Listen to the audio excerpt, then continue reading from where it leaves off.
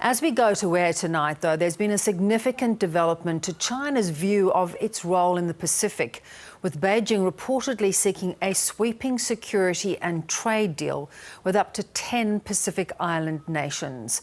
The documents, which the world has been given access to, includes a draft communique and a 5-year action plan being circulated by Beijing.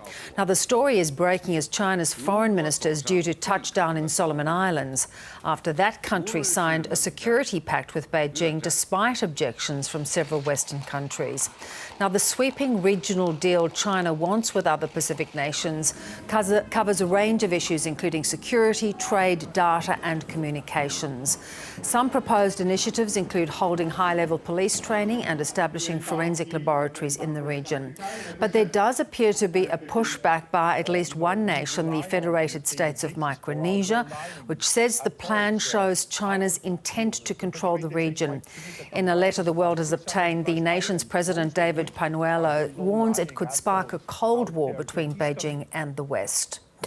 Well, the Reuters news agency were the first to report on this story. Reuters Australia and Pacific politics correspondent Kirsty Needham is with us. Kirsty, some really interesting reporting you've done on this issue. What exactly is this communique pushing for?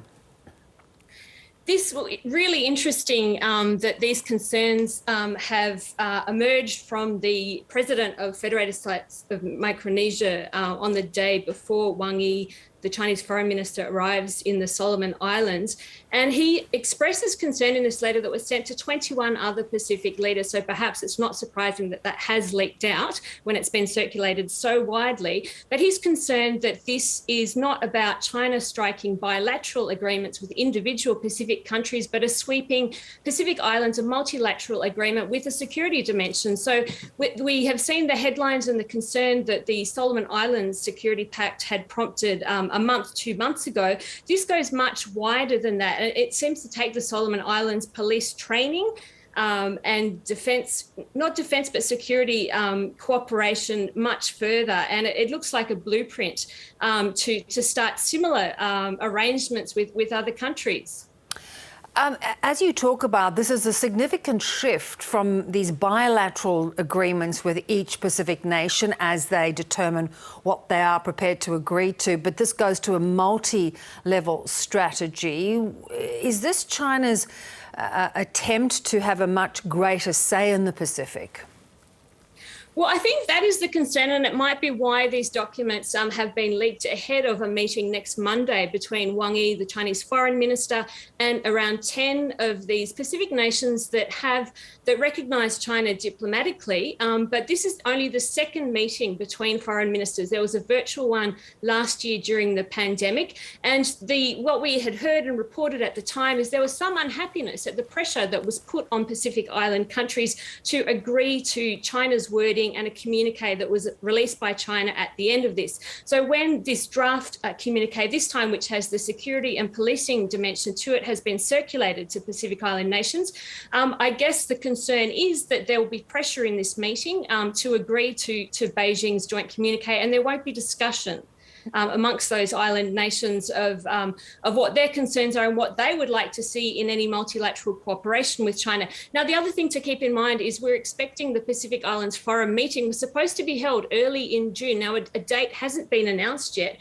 We know that it's soon. And island nations were looking forward to sitting down for the first time in 2 years face-to-face to solve some of their problems. We knew the Solomon Islands Security Pact was going to be high on that agenda. And this is the way they say they solve things in the Pacific. They get in a room and they talk face-to-face. And they wanted to do this without outsiders or, pressures from these major superpowers that suddenly all have their eyes on the Pacific. Yeah, so interesting. Now, we talked about the fact that the president of the Federated States of Micronesia said that this should be rejected because he fears it could spark a Cold War between China and the West.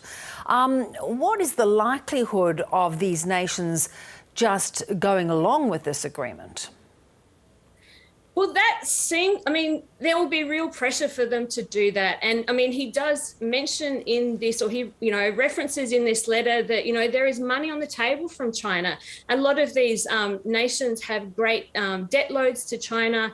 They have relied on China for development and infrastructure. We see in the Solomon Islands 7 great stadiums for them to host the Pacific Games next year are being built by China. In places like Tonga, the dependency is even greater. So, it really does put pressure when there's that economic dependence there to agree to this kind of agreement. Yeah, we will watch with interest, particularly, as you say, the Foreign Minister lands in Honiara. Good to talk. Thank you so much.